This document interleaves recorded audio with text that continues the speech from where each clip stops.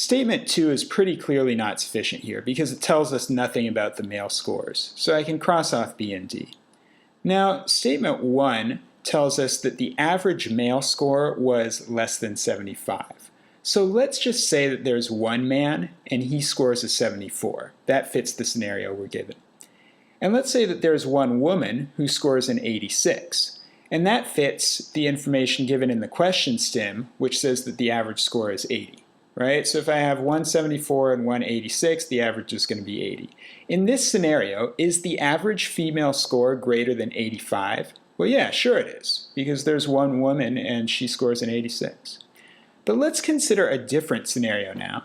Let's say that there's one man again and he scores a 74, and I want to pull the average up to 80, but I do it in a different way.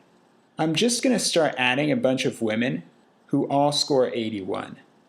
And every time I add one of those women, it's going to drag the average up from 74.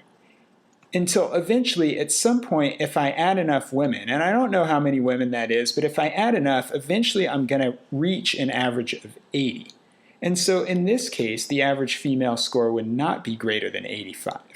So I have insufficient information to answer the question, because maybe I have one woman who scores an 86, or maybe I have a bunch of women who all score 81. But notice that with both statements together, that trick doesn't work anymore because I have more men than women. So together, I have sufficient information, making the correct answer C.